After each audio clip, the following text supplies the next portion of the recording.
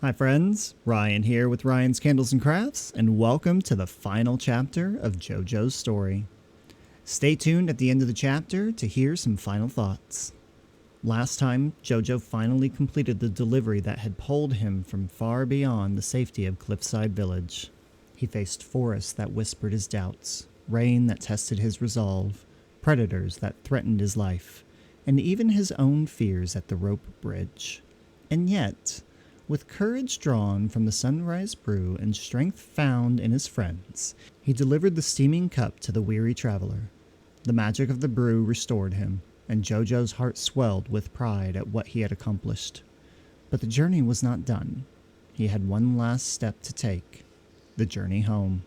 Before we get into the final chapter, go ahead and click on that subscribe button and click on that notification bell to get notified on when we upload videos. There is now an affiliate link in the description down below so that when you do your first order through that link with Diamond Art Club, you help support the channel.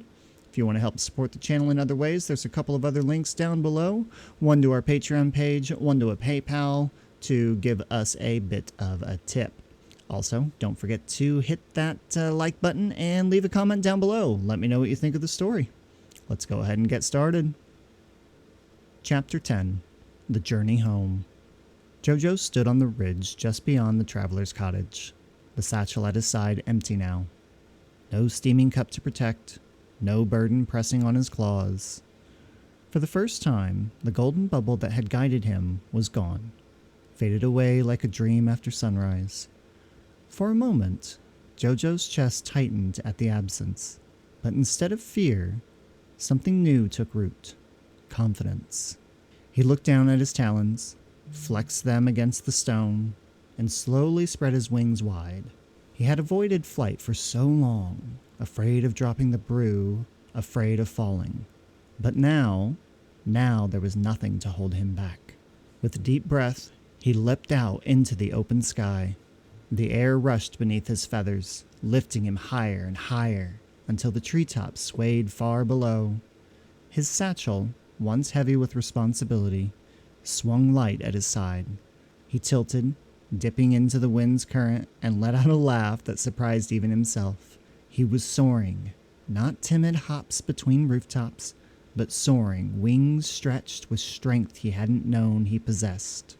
The world unfolded beneath him, and with it came the memories of every trial he had faced. Below stretched the hollow perch, a scar of darkness in the earth. Once he had trembled in its shadows, eyes fixed on the predator that stalked him and Mojo.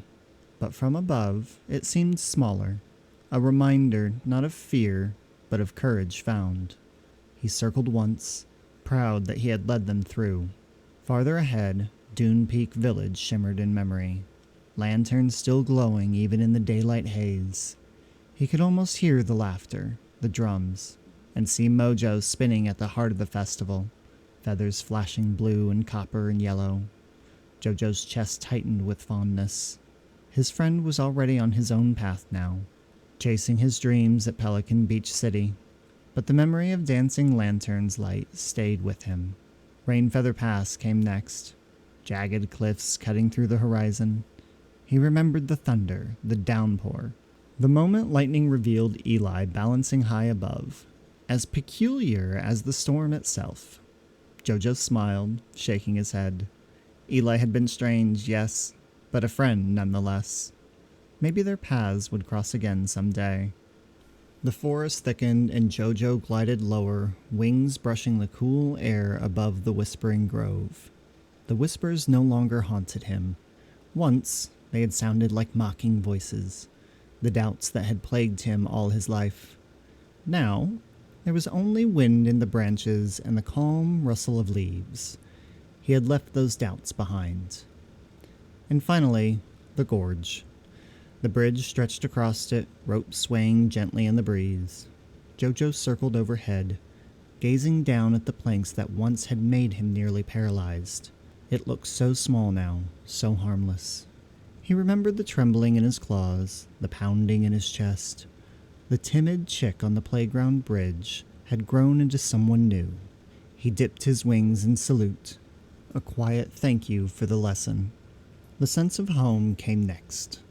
Long before Cliffside Village came into view, Jojo smelled it. Warm bread from Mr. Tallow's ovens, roasted beans from Cafe Perch, and the faint tang of sea spray rising from the cliffs below. His heart leapt. He was almost home. The rooftops appeared, their awnings bright against the stone. The cobblestone square bustled with life, merchants calling out their wares, children darting between stalls. And as Jojo touched down in the square, the ground solid beneath his claws, a wave of recognition swept through him. He had left as a timid courier, afraid of every step beyond the arch. Now he had returned as something more. Mr. Tallow spotted him first, flowers still dusted in his feathers. "Well, well," he boomed, waddling forward with a grin. "Look who's back. Thought we lost you to the clouds, lad." He pressed a warm roll into Jojo's claws. "Eat. You look thinner, though taller somehow." "What roads did you walk?" Jojo laughed, the sound lighter, freer than before. "Farther than I ever thought I could." Then came Miss Brindle, wiping her claws on her apron as she emerged from Cafe Perch. She studied him for a long moment, taking in the steadiness of the stance, the confidence in his eyes. "I knew you'd manage it," she said softly. Her smile deepened. Come inside. Tell me everything." That evening, the cafe filled with villagers eager to hear his tale. Jojo sat by the hearth, a steaming cup of coffee in his wings, and spoke. He told them of the rope bridge, of the grove, of Rainfeather Pass in Eli, of Dune Peak Village in Mojo, of the hollow perch and the predator lurking in the depths. Gasps and murmurs rippled through the crowd. But more than their reactions, Jojo noticed something else. He no longer shrank beneath their eyes. For once, he wasn't afraid of being seen. He welcomed it. When the crowd thinned, Miss Brindle brought him a fresh cup and leaned closer. "You've grown," she said quietly, "and I think you're ready for something more." She placed a sealed envelope before him. "There's a delivery to be made," she explained. "Along the coast this time. To Pelican Beach City." Jojo's eyes widened. Pelican Beach City. That was where Mojo had gone, chasing his dream to be a regional championship winner. The thought of seeing his friend again lit something within him. He didn't hesitate. "I'll do it," he said firmly. Miss Brindle's smile widened. "I thought you might." Later that night, Jojo stood at the cliff's edge, the sea wind ruffling his feathers. Behind him, Cliffside Village glowed warm with lanterns. Ahead stretched the horizon, vast and waiting. Once the thought of leaving would have filled him with dread. Now it filled him with promise. The timid courier was gone. In his place stood Jojo, brew courier, traveler, and friend, ready for journeys yet untold. He looked toward the coast, where Pelican Beach City waited, and whispered with a confident smile, "One step at a time." Hey friends, what a journey this has been.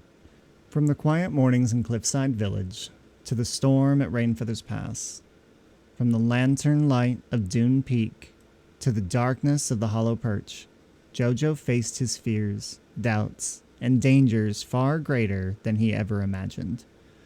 And yet, step by step, he made it. He delivered the Sunrise Brew.